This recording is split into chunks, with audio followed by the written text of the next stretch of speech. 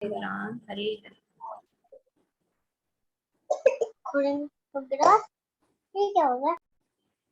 First verse है हमारा। धृतराष्ट्र उवाच धर्मक्षेत्रे कुरुक्षेत्रे समवेतायुयुत्सव मामका पांडवाश्चैव किम कुर्वन्त संजय। तो फर्स्ट वर्स में एक बार ट्रांसलेशन पढ़ते हैं। ट्रांसलेशन बाय श्रील प्रभुपाद की जय। धृतराष्ट्र ने कहा, हे संजय, धर्म भूमि कुरुक्षेत्र में युद्ध की इच्छा से एकत्र हुए मेरे तथा पांडु के पुत्रों ने क्या किया। जैसे हमने कल भी डिस्कस किया था कि अगर ऊपर से देखा जाए तो ये एक बहुत ही सिंपल सा लगेगा कि ठीक है, युद्ध करने के लिए गए थे, तो अब जो धृतराष्ट्र है उसकी इच्छा है कि उसको पता चले कि अभी युद्ध क्षेत्र में क्या हो रहा है। लेकिन अगर इसके इनर मीनिंग में जाते हैं तो इसी एक श्लोक से भगवत गीता का स्टार्ट हुआ, और इस एक श्लोक में क्या क्या मर्म छुपे हुए हैं हमें लाइफ में जो जो हम चीजें इम्प्लीमेंट कर सकते हैं उसके बारे में बहुत कुछ पता चलता है। सबसे पहले हम डिस्कस करेंगे मीनिंग ऑफ धृतराष्ट्र। धृतराष्ट्र का मतलब क्या है। हम सब महाभारत हमने देखा हुआ है, तो हमें पता जो धृतराष्ट्र हैं वो जन्म से ही अंधे थे। तो धृतराष्ट्र का एक्चुअली मतलब क्या है। धृत का मतलब होता है बांधना, और राष्ट्र का मतलब है नेशन, देश, है ना, समाज।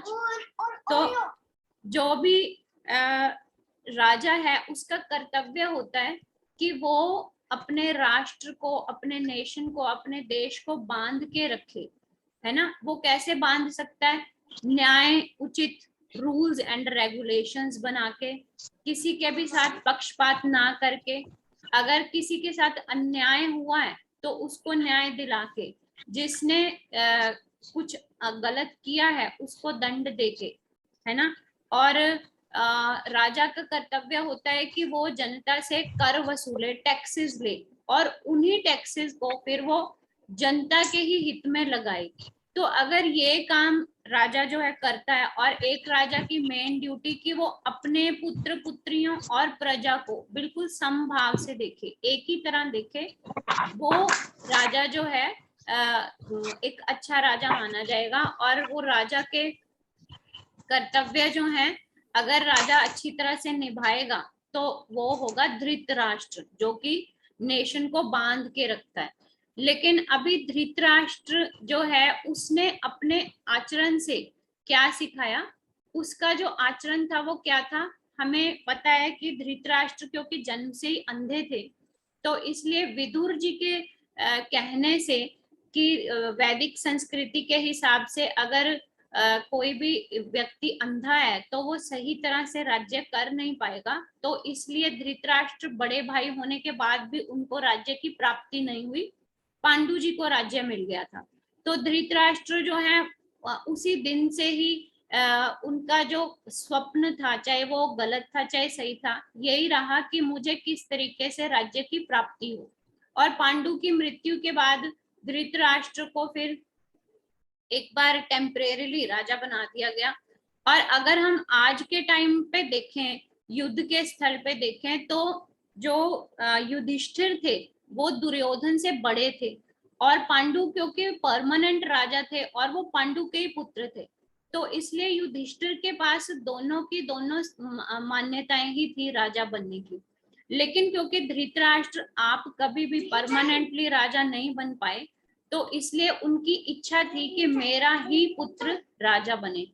तो इसीलिए हमें पता है कि ये युद्ध जो है वो राज्य प्राप्ति के लिए ही किया गया था कौरवों की तरफ से, जबकि पांडवों की तरफ से ये धर्म युद्ध था। तो अब एक बार वर्ष के अंदर चलते हैं। अब धृतराष्ट्र का एक्चुअली क्या मीनिंग है वो हमने देख लिया, बट धृतराष्ट्र ने अपने आचरण से अपने नाम का मतलब जो है वो बिल्कुल चेंज कर दिया। उसने क्या किया कि मैंने पकड़ के रखा हुआ है पूरे देश की भौतिक संपत्ति को, उसका प्रजा के साथ, या प्रजा को न्याय मिल रहा है या नहीं, प्रजा मेरे राज्य में खुश है या नहीं, उसके साथ उसका कोई कंसर्न नहीं रहा। लेकिन उसका जितना भी किंगडम था उसने उस सारी भौतिक संपत्ति को पकड़ के रखा हुआ है। This is Dhritarashtra, actually this is Dhritarashtra in Kalyug also. हम भी कहीं ना कहीं धृतराष्ट्र हैं, क्योंकि जो संपत्ति हम अपनी हार्ड लेबर करके इकट्ठी करते हैं, है ना, उस पे हम हमेशा अपना हक जता के रखते हैं कि ये मकान मैंने बनाया है, ये दुकान मैंने चलाई है, घर की मालकिन मैं हूँ, खर्चा दूसरों को मैं दूंगी, मैं किसी से मांगूंगी नहीं, है ना। इस तरह के टेंडेंसीज हमारे अंदर हैं, मेल है या फीमेल है, हर इंसान के अंदर इस तरीके की टेंडेंसीज हैं कि मुझे ही दूसरों के ऊपर कंट्रोल करना है और हर चीज को मुझे अपने कंट्रोल में रखना है। तो इसलिए हम भी कहीं ना कहीं किसी ना किसी तरीके से धृतराष्ट्र हैं। तो अब एक बार श्लोक को रीड करते हैं दोबारा। धृतराष्ट्र ने कहा, हे संजय, धर्म भूमि कुरुक्षेत्र में युद्ध की इच्छा से एकत्र हुए मेरे और पांडु के पुत्रों ने क्या किया। तो सबसे पहले तो हमने अभी बोला कि एक राजा अच्छा राजा तभी है अगर वो अपनी प्रजा और अपनी संतान को बिल्कुल एक ही तरीके से देखे। लेकिन यहाँ पे प्रजा और संतान की तो क्या ही बात की जाए, पांडु के पुत्र जो कि उसके अपने ही भाई के बेटे थे, मतलब अपने ही वंशज थे, उसने उनको भी अलग कर दिया। क्योंकि एक्चुअली पांडु के पुत्र भी कौरव वंश से ही थे, कुरु वंश से ही थे, तो वो भी कौरव थे। लेकिन यहाँ पे धृतराष्ट्र की एक डिसक्वालिटी, एक बुरा फीचर हमें क्या पता चल रहा है कि वो एक अच्छा राजा नहीं सिद्ध हो पाया। क्यों? क्योंकि उसने अपने और अपने भाई की संतान को ही अलग अलग दृष्टि से देखा कि कौरव जो हैं वो मेरे पुत्र हैं, ये 100 पुत्र मेरे हैं, और पांडु के पुत्रों को उसने अलग कर दिया एक्चुअली, जबकि वो भी कुरुवंशी ही थे। तो इसलिए यहाँ से हमें क्या सीख मिलती है? हमें सीख ये मिलती है कि चाहे हम जॉइंट फैमिली में रहते हैं, चाहे हम न्यूक्लियर फैमिलीज में, अलग अलग फैमिलीज में रहते हैं, लेकिन हमें अपने बच्चों और परिवार के बाकी बच्चों में कभी भी अंतर नहीं करना चाहिए। अगर परिवार के किसी व्यक्ति के ऊपर कोई ऐसी विपत्ति आन पड़ी है कि वो अपने बच्चों की फीस नहीं भर पा रहे हैं, या बच्चे बीमार हो गए हैं और उनके पास कोई फाइनेंशियल हेल्प नहीं है, तो हमें ये सोचते हुए कि क्योंकि ये भी हमारे ही वंश के बच्चे हैं, हमें हमेशा हेल्प के लिए आगे आना चाहिए। हमें धृतराष्ट्र नहीं बनना कि मैंने जो कमाया है वो मैं अपने ही बच्चों पे लगाऊंगा, इस तरह की सोच हमारी नहीं होनी चाहिए। अब आगे क्वेश्चन आता है कि धृतराष्ट्र ने यह प्रश्न पूछा ही क्यों? क्योंकि एक चीज तो हमें लगती है कि ये तो क्लियर है बिल्कुल कि युद्ध करने के लिए मैदान में उतरे हैं, तो कौरवों और पांडवों के बीच में युद्ध ही होगा, लेकिन फिर भी धृतराष्ट्र क्यों पूछ रहे हैं? उसके 4 कारण हैं। पहला कारण है डिजायर, इच्छा, क्योंकि धृतराष्ट्र की ये इच्छा थी कि मेरे ही पुत्र दुर्योधन एंड पार्टी जो हैं वो ही जीते इस युद्ध में और मेरा ही पुत्र राजा बने।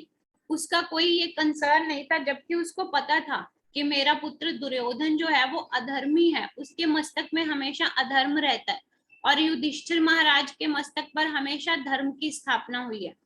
तो इसलिए उसको धर्म या अधर्म से यहाँ कोई मतलब नहीं है, उसकी सिर्फ एक इच्छा है कि मेरा पुत्र जो है वो ही राजा बनना चाहिए, और वो अपनी उस इच्छा को किसी भी तरीके से बाय हुक एंड क्रुक पूरी करना चाहता है। और अगर हम अपने नजरिए से देखें तो हमारा नजरिया भी यही होता है कि अगर मेरे मन में कोई इच्छा उत्पन्न हो गई है तो चाहे मैं किसी को दुखी करके उस इच्छा को पूरा करूं, लेकिन हमारी टेंडेंसी होती है कि हमारी वो इच्छा जरूर पूरी होनी चाहिए। और दूसरा कारण क्या है? डाउट, शंका। उसको शंका थी। शंका क्या थी? अभी इसको ध्यान से सुनना है आपने। उसको ये शंका थी क्योंकि कुरुक्षेत्र जो है वो धर्म क्षेत्र है। धर्म क्षेत्र मतलब कुरु वंशियों का जो सबसे पहला राजा हुआ था कुरु, जिसके नाम से ही कुरु वंश पड़ा, तो कुरु महाराज कुरु को जो है वरदान मिला हुआ था कि इस धरती के ऊपर, कुरुक्षेत्र की धरती के ऊपर अगर कभी भी धर्म और अधर्म दोनों के बीच में कभी युद्ध छिड़ेगा तो हमेशा धर्म ही विजयी रहेगा। इसलिए उसको धर्म क्षेत्र भी बोला जाता है, कुरुक्षेत्र को। और धर्म क्षेत्र जो है वो एक तीर्थ स्थान के बराबर होता है, एक तीर्थ स्थान के बराबर है। और जैसे ही कोई व्यक्ति किसी तीर्थ स्थान पर जाता है, चाहे वो व्यक्ति कितना भी अधम हो, भ्रष्टाचारी हो, पापी हो, लेकिन जैसे ही वो तीर्थ स्थान पे जाता है, कहीं ना कहीं उसकी बुद्धि में ये बात स्ट्राइक करती है कि मैं पूरा अपना जीवन जो है किस तरीके से जी रहा हूँ, मुझे अपने आप में कुछ परिवर्तन लाना है। ये चीजें हम अपने आप पे भी नोटिस करते हैं। जैसे हम कहीं भी किसी भी जगह जाए भगवान के दर्शन करने के लिए, चाहे वृंदावन जाएं, चाहे जगन्नाथपुरी जाएं, चाहे हम कहीं भी धाम यात्रा करें, हमारे मन के भाव जो हैं वो वहां पे अलग होते हैं जो कि हमारे मन के भाव घर में होते हैं। तो इसलिए उसको ये शंका थी, क्योंकि कुरुक्षेत्र जो है वो धर्म क्षेत्र है, इसलिए कहीं वहां जाकर दुर्योधन का अपना मन ही बदल ना जाए कि नहीं नहीं मैं क्या कर रहा हूँ, मैं तो अधर्म के पक्ष में हूँ और धर्म की ही विजय होनी चाहिए। इसलिए उसको ये लग रहा था कि कहीं उस धरती के इन्फ्लुएंस में आकर जो दुर्योधन है वो खुद ही ये ना कह दे कि नहीं मुझे युद्ध नहीं करना है, जो भी आपकी डिमांड्स है मैं पूरी करूंगा, आप 5 गांव चाहते हैं तो आप 5 गांव ले सकते हैं, है ना। तो ये उसके मन में शंका थी, इसलिए उसने ये प्रश्न पूछा, क्योंकि उसको अंदर से आतुरता हो रही थी कि मैं पूछूं संजय से, कहीं ऐसा तो नहीं हो रहा कि दुर्योधन ने जो है वो अपने आप ही सरेंडर कर दिया कि नहीं युधिष्ठिर तुम ही राज्य करोगे, इस तरह के उसके मन में शंका आई, तो इसलिए भी उसने ये प्रश्न पूछा। तीसरा कारण है प्रश्न पूछने का भय, डर, फियर। अब फियर किस बात का है, क्योंकि कुरुक्षेत्र धर्म क्षेत्र है और उसको इस बात का पता है कि मेरे पुत्र और मैं अधर्म के पक्ष में हैं और युधिष्ठिर जो है वो धर्म के लिए लड़ रहा है, इसलिए उसको ये डर था कि कहीं मेरे पुत्र जो हैं वो हार ना जाएं, क्योंकि उस धरती को ये वरदान मिला हुआ है कि वहां हमेशा धर्म की ही विजय होगी। और चौथा कारण जो है प्रश्न पूछने का है वो है होप। होप को हम हिंदी में क्या कहेंगे? होप आप समझते होंगे, नॉर्मल वर्ड है। तो होप उसको किस बात की थी, उसको ये लग रहा था कि क्योंकि पांडव धर्मी हैं और कुरुक्षेत्र जो है वो धर्म क्षेत्र है, इसलिए हो सकता है पांडवों के मन में ये बात आ जाए कि हम अपने भाई बंधुओं के खिलाफ लड़ रहे हैं सिर्फ 5 गांवों के लिए या इस राज्य के लिए, तो हो सकता है कि पांडव जो है वो ही स्वयं पीछे हट जाएं कि नहीं हम इस तरह का रक्तपात जो है वो नहीं करेंगे केवल एक भूमि के टुकड़े के लिए। तो ये 4 कारण थे, इन 4 कारणों की वजह से धृतराष्ट्र ने संजय से ये प्रश्न पूछा कि मेरे पुत्रों और पांडु के पुत्रों के बीच में युद्ध क्षेत्र में क्या हो रहा है। तो यहाँ पे समझने वाली बात क्या है, सबसे पहले तो जो कारण था डिजायर, वो ही कारण होता है हमेशा हमारे मन के अंदर भी युद्ध चलने का, ठीक है। क्योंकि हम हमेशा इच्छाएं करते रहते हैं, एक इच्छा पूरी होगी तो दूसरी इच्छा पैदा हो जाएगी, वो पूरी होगी तो तीसरी इच्छा पैदा हो जाएगी। हमारी इच्छाएं जो है एंडलेस हैं, हमेशा कभी भी कंप्लीट पूरी नहीं होती। हमें लगता है कि नहीं ये मैंने बहुत बड़ी इच्छा जो है वो प्रकट कर दी, अगर अब ये मेरी पूरी हो गई तो अब इसके बाद मेरी कोई इच्छा नहीं होगी, लेकिन ऐसा कभी होता नहीं है। हमेशा इच्छाएं जो है वो बढ़ती रहती हैं और इच्छाएं ही मेन कारण है कि हम यहाँ पर इस भौतिक संसार के अंदर दुख का भोग कर रहे हैं। अगर इच्छा हमारी पूरी नहीं होती तो हम दुखी होते हैं, उस दुख की वजह से हमें क्रोध आता है, और अगर इच्छा पूरी हो जाती है तो फिर हमारी और इच्छा पैदा होती है और लालच जो है वो बढ़ता रहता है। इसलिए इच्छा जो है वो बीज है एक तरह से यहाँ पे फंसे रहने का। इच्छा पूरी नहीं हुई तो वो क्रोध में परिवर्तित हो जाती है, इच्छा अगर पूरी होती है तो वो लालच में परिवर्तित हो जाती है। इसलिए हमें अपनी इच्छाओं के ऊपर, हमें अपने मन के ऊपर कंट्रोल रखना चाहिए। तो अब इस कॉन्टेक्स्ट में हम यहीं से ही और क्या क्या रिजल्ट्स निकाल सकते हैं।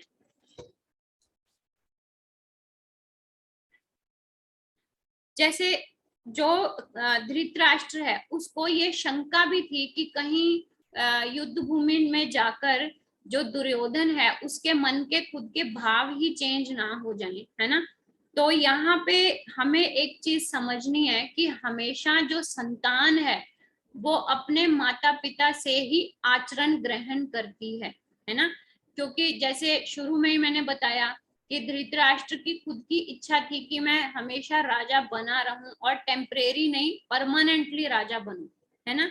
तो इसलिए उसके मन की जो इच्छा थी वो ही उसने उसी तरह का आचरण किया, उसने उसी तरीके से अपने पुत्रों को भी बड़ा किया, उसी इच्छा का बीज अपने पुत्रों के मन में भी उसने आरोपित कर दिया था। तो इसलिए यहाँ पे जो चीज हमने अब सीखनी है, हमने ये सीखनी है कि हमने अपने घर में, अपने समाज में अपने आचरण को चेक करना है कि हमारा आचरण किस तरह का है ना। जैसे हिंदी बॉलीवुड मूवीज सभी देखते होंगे, हमने हिंदी बॉलीवुड मूवीज में ये कॉमनली देखा है कि पहले जो बहू है वो सास पे अत्याचार कर रही है ना, और बड़े होके जो उसके बेटे हैं वो उस पे अत्याचार करते हैं, और फिर वो दुखी होके पूछती है कि मैंने तुम्हारा क्या बिगाड़ा है, तो वो एक ही सिंपल जवाब देते हैं, जो आप दादी के साथ दादा के साथ करते थे वही हम आपके साथ कर रहे हैं, है ना। तो यही चीज यहाँ पे समझाई जा रही है कि हमें अपना खुद का आचरण चेक करना है माता पिता होने के नाते, और समाज में, समाज के नागरिक होने के नाते हमें अपना आचरण चेक करना है। क्योंकि जैसा हमारा आचरण होगा हमारे बच्चे हमसे वही चीज सीखेंगे। अगर हम धर्म के तरीके से चल रहे हैं, अगर हमारे स्वभाव में विनम्रता है, तो हमारे बच्चे भी उन्हीं चीजों को धारण करेंगे। अगर हम हर रोज सुबह उठ के भगवान के नाम का स्मरण करते हैं तो हमें बच्चों को वो चीज सिखाने की जरूरत नहीं पड़ेगी, उनको अपने घर के माहौल से खुद ही ये चीज समझ आ जाएगी कि मेरे मम्मी पापा सुबह उठ के साफ स्वच्छ होके भगवान के नाम का स्मरण करते हैं, तो हमें भी ये चीज करनी है। और इसका उल्टा अगर हमारा बिहेवियर ऐसा होगा कि हम 8-8 बजे तक बिस्तर में सोए हुए हैं, तो वही सेम आचरण जो है वो बच्चे भी फॉलो करेंगे। उसके बाद फिर जब उनके पढ़ाई के साल आ जाते हैं, जब हमें लगता है कि अब इनको जल्दी उठ के पढ़ना चाहिए, तो हम फिर उनपे चीखते चिल्लाते हैं, तो उसका कोई फायदा नहीं होता, क्योंकि उनको वो आदतें हमसे ही मिली हैं। तो धृतराष्ट्र हमें ये बहुत बड़ी सीख दे रहा है अपने आचरण से, क्योंकि धृतराष्ट्र का जिस तरह का आचरण था, जैसी उसकी इच्छाएं थी, उसी तरह का बीज उसने अपने पुत्रों के मन में भी डाला था। तो इसलिए हमें भी अपने आचरण से अपने बच्चों को सिखाना है ना। जनरली हमने ये चीज सुनी है कि कई बार माता पिता के कर्म बच्चों को भोगने पड़ते हैं। एक्चुअली कर्म कोई किसी के नहीं भोगता, हर कोई अपने अपने कर्मों का भोग लेता है ना। अगर मैंने बुरा कर्म किया है तो मुझे आगे बुरा फल मिलेगा, अच्छा किया है तो अच्छा मिलेगा, मेरे बच्चे जैसा कर्म करेंगे उनको वैसा। लेकिन फिर ये कहा किस लिए जाता है, क्योंकि माता पिता के कर्मों को देखकर बच्चे अपने कर्म डिसाइड करते हैं कि हमने किस तरह के कर्म करने हैं। तो इसलिए यहाँ से धृतराष्ट्र से हमने ये सीख लेनी है कि हमने अपना आचरण घर में, समाज में, अपने रिश्तेदारों के साथ बहुत ही अच्छा रखना है, ताकि वो ही चीज हमारे बच्चे भी ग्रहण करें। अगला पॉइंट जो इस श्लोक से निकल के आ रहा है, इंपॉर्टेंस ऑफ हियरिंग। हियरिंग मतलब सुनना। इस सुनने का क्या महत्व है हमारे जीवन में। भगवत गीता का पहला ही श्लोक सिर्फ धृतराष्ट्र ने बोला था, उसके बाद धृतराष्ट्र ने कुछ भी नहीं बोला, वो सिर्फ सुनता ही चला गया। ठीक है, तो इसलिए हियरिंग का, सुनने का, श्रवण की जो महिमा हमारे आचार्यों ने बताई है, जैसे जैसे हम अंदर प्रवेश करेंगे मैं आपको बताऊंगी। श्रवण की महिमा हमारे आचार्यों ने बहुत ज्यादा बताई है कि जितना आप भगवान के बारे में स्मरण करोगे, श्रवण करोगे, आप भगवान की कथाएं सुनोगे, उतनी ही आपकी भगवान के प्रति रुचि बढ़ेगी। कभी भी हमेशा भक्ति सीधे सीधा हम कहें कि हमें सीधा ही मन से भक्ति उत्पन्न होगी, ऐसा नहीं होता। हमारी पहले भगवान के नाम में रुचि आती है, इंटरेस्ट बनता है हमारा, और वो इंटरेस्ट हमारा कहाँ से बनता है, श्रवण करने से, सुनने से। तो इसलिए हमें धृतराष्ट्र यहाँ ये भी बता रहे हैं कि सुनना कितना इम्पोर्टेंट है। कई बार हमें लगता है कि बोलना ज्यादा इम्पोर्टेंट है, लेकिन हमेशा सुनना ज्यादा इम्पोर्टेंट होता है। पहले हमें इंटेंसिवली बहुत ध्यान से सुनना है। जरूरी नहीं है कि हम अगर अब भक्ति की बात कर रहे हैं तो वही, लेकिन फैमिली में भी अगर कोई मैटर है तो उसको पहले आराम से हमें सुनना है, सुनने के बाद फिर उसे मन में सोचना है कि क्या गलत है क्या सही है, फिर उसके बाद निर्णय लेने के बाद हमें बोलना होता है। जबकि हमारी टेंडेंसी क्या होती है, हम आधी बात सुनते हैं, आधी बात हमें लगा कि नहीं नहीं ये तो हमारे हक में है नहीं, और तपाक से बोलना शुरू कर देते हैं। तो इसलिए श्रवण की जो इम्पोर्टेंस है वो हमारी बेसिक लाइफ में एज वेल एज हमारी स्पिरिचुअल दोनों तरह की लाइफ में जो श्रवण की सुनने की महिमा है वो बहुत ज्यादा है। तो इसलिए हमें हमेशा ध्यान से सुनना है, चाहे वो हमारे माता पिता हमसे कह रहे हैं, चाहे हस्बैंड कह रहे हैं, चाहे बच्चे कह रहे हैं इन आवर कॉमन लाइफ, या फिर हम अब भक्ति की तरफ अगर बढ़ रहे हैं तो हमें हर चीज को पहले ध्यान से सुनना है। सुनने के बाद हमें क्या करना है, सुनने के बाद हमें ये देखना है कि अब वो श्रवण है वो किस तरह का था, किस तरह का मतलब अब धृतराष्ट्र पे अगर वापस आते हैं, धृतराष्ट्र ने सिर्फ एक क्वेश्चन पूछा, उसके बाद उसने पूरा सुना, लेकिन सुनने के बाद भी वो कुछ भी ग्रहण नहीं कर पाया। क्यों? अब यहाँ पे एक बात बताती हूँ कि संजय जो हैं उनको दिव्य दृष्टि मिली हुई थी, इसलिए संजय जो कुछ भी युद्ध क्षेत्र में हो रहा था उसको एज इट इज बता रहे थे। अब संजय ने भगवत गीता को पूरा सुना भी, उसको अपने जीवन में धारण भी किया, और उसने भगवान के विराट रूप को जो कि उन्होंने अर्जुन को दिखाया था उसको देखा भी, और विराट रूप को देखकर उसको मुक्ति की प्राप्ति हो ही जानी थी, ठीक है, तो वो मुक्ति, उसको मृत्यु के पश्चात मुक्ति प्राप्त होगी। लेकिन अब धृतराष्ट्र वही चीज सेम जो कि भगवान अर्जुन को बता रहे हैं, संजय भी धृतराष्ट्र को बता रहा है, लेकिन धृतराष्ट्र किसी भी चीज को ग्रहण नहीं कर पाया। तो यहाँ से हमें एक चीज और सीखनी है कि हमें सिर्फ सुनना नहीं है, सुनने के बाद उसका मनन भी करना है। मनन मतलब उसको अपने मन में चर्न करना है, उसको सोचना है कि जो भी हमने सुना उसका अर्थ क्या है, उसको हम अपनी लाइफ में इम्प्लीमेंट कैसे कर सकते हैं। ये सुनने की महिमा जो है ये हमारी नॉर्मल लाइफ में, मतलब हमारी गृहस्थी की जिंदगी में एज वेल एज हमारी भक्ति की जिंदगी में दोनों को ही सफल बना सकती है। पहले हमने ध्यान से सुनना है, और उसके बाद सुनने के बाद हमने उसको बहुत गहराई से सोचना है। जैसे घर में नॉर्मली डिस्कशंस होती हैं, तो डिस्कशन को पहले पूरी तरीके से सुनना है, फिर ऐसे ही कोई निर्णय नहीं देना, पहले उसको सोचना है, उसके फायदे सोचने हैं, उसके नुकसान सोचने हैं, उसके बाद अपना निर्णय हमने देना है गृहस्थ जीवन में। और अगर भक्ति के जीवन में देखें तो जैसे अभी हम सुन रहे हैं, तो सुनने के बाद हमने करना क्या है, उसको फिर से अपने दिमाग में पूरी रील को दोहराना है कि आज हमने क्या सुना। और अगर हम यहाँ पे 10 पॉइंट्स आज बोल रहे हैं कि हमें ये चीज सीख के जानी है यहाँ से, उसमें से कम एक तो हमने सीखनी ही सीखनी है, और उसको अपनी जिंदगी में धारण हमने करना ही करना है। इसीलिए श्रवण का जो इम्पोर्टेंस है वो तभी होगा अगर हम श्रवण को बाद में अपनी लाइफ में मनन भी करते हैं, उसको इम्प्लीमेंट भी करते हैं अपनी जिंदगी में।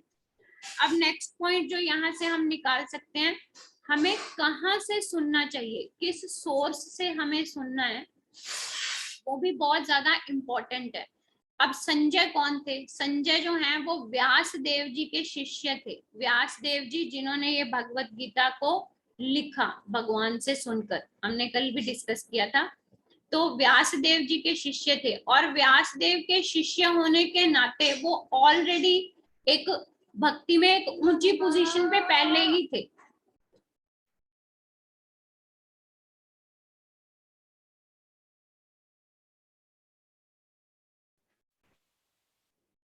हरे कृष्ण। हाँ जी। तो संजय जो है वो वेद व्यास जी के शिष्य होने के नाते ऑलरेडी एक बहुत ही ज्यादा ऊंची पोजीशन पे थे। उनको पहले से ही पता था कि कृष्ण जो है वो भगवान है, और उनको ये भी पहले से ही पता था कि युधिष्ठिर और उसके सारे भाई जो हैं वो पहले से ही भगवान के पार्षद हैं, भगवान जी के नित्य सखा हैं वो।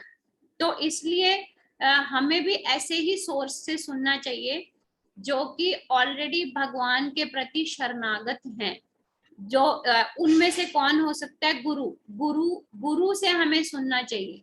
और गुरु भी किस तरह से होने चाहिए?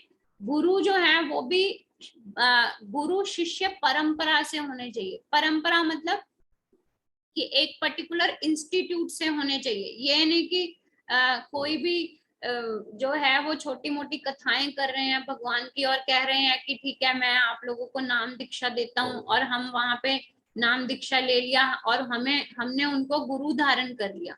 गुरु धारण करना लाइफ में बहुत ज्यादा जरूरी है, लेकिन गुरु को धारण करने से पहले हमें उनको भी टेस्ट करना चाहिए कि क्या जो ये बोल रहे हैं स्टेज के ऊपर बैठकर, क्या उन्होंने उसको अपने जीवन में धारण किया हुआ है ना।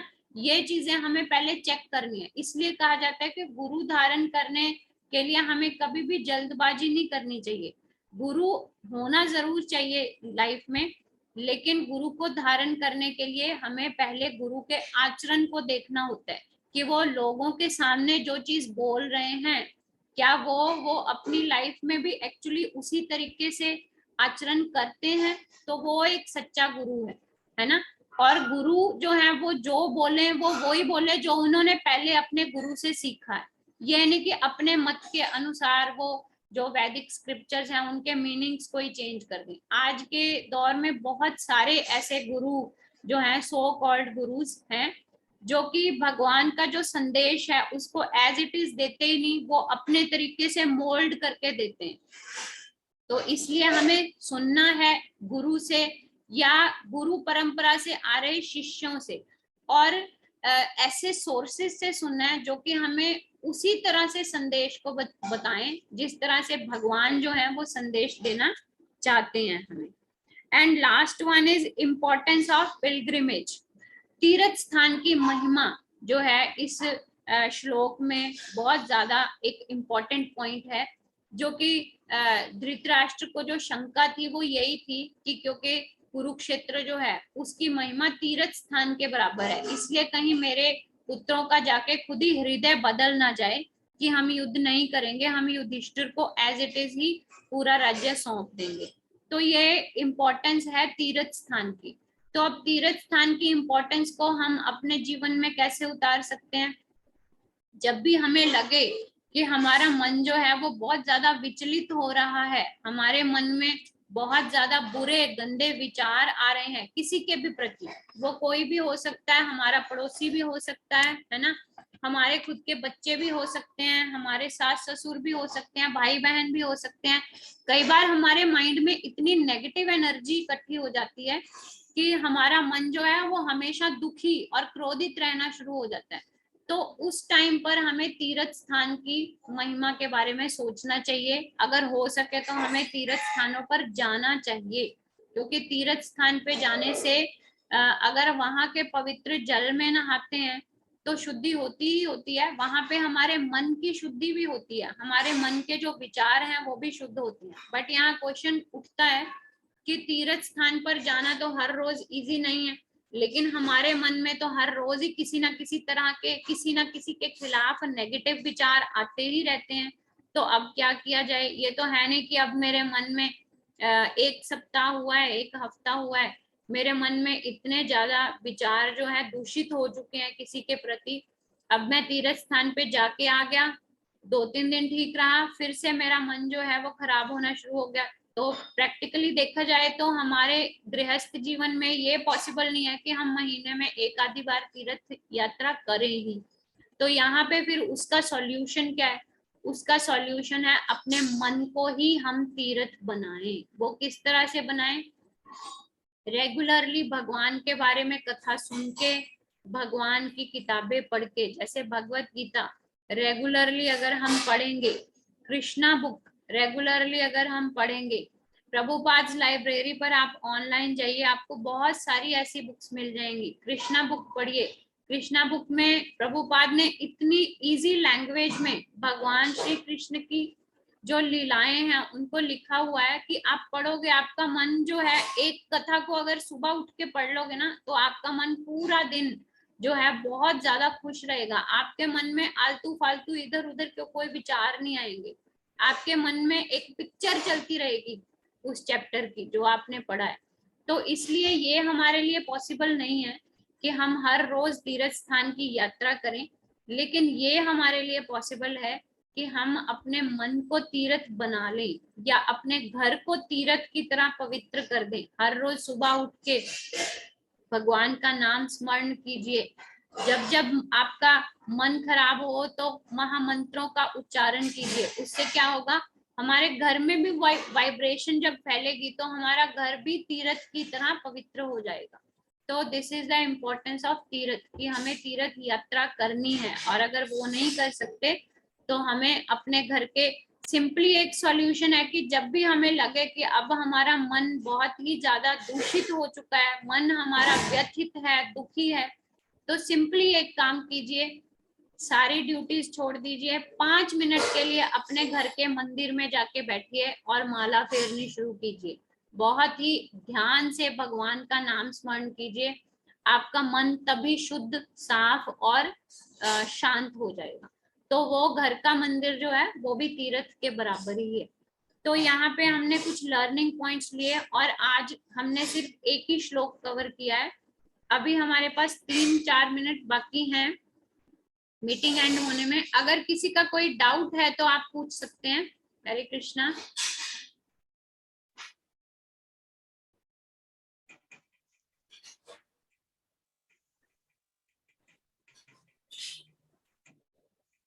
आई रिक्वेस्ट यू ऑल कि आप प्लीज अपने कैमरा ऑन जरूर रखा कीजिए ताकि मुझे आपके दर्शन हो सके और मैं आपको देख सकूं, मुझे पता चल सके कि हम कौन कौन से लोग आपस में जुड़े हुए हैं। Hare Krishna. Any question from any devotee?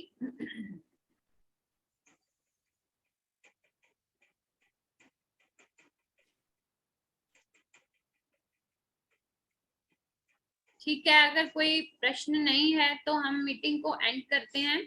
लेकिन प्रश्नों का पूछना और प्रश्न जो है वो पूछने का भी मतलब यही होता है कि हमने बहुत ज्यादा ध्यान से सुना है, क्योंकि जब सुनेंगे ध्यान से तभी हमारे मन में कोई ना कोई डाउट आएगा और हम प्रश्न पूछेंगे। इसलिए इस बात से आपने कभी झिझकना नहीं है कि कोई और तो पूछ नहीं रहा तो मैं कैसे पूछूं, है ना।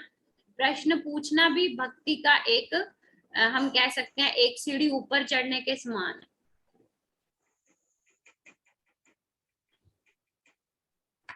चलिए, if no doubt is there तो हम हरे कृष्ण महामंत्र बोल के मीटिंग को एंड करेंगे। एंड आई होप आप यहाँ से कुछ सीख के जा रहे हैं और कल भी हम जरूर मिलेंगे। इसी आशा के साथ हरे कृष्ण महामंत्र बोल के आज के लिए विराम देते हैं।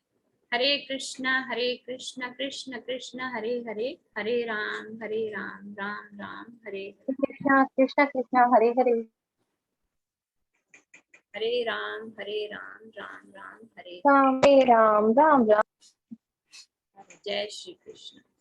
Thank you.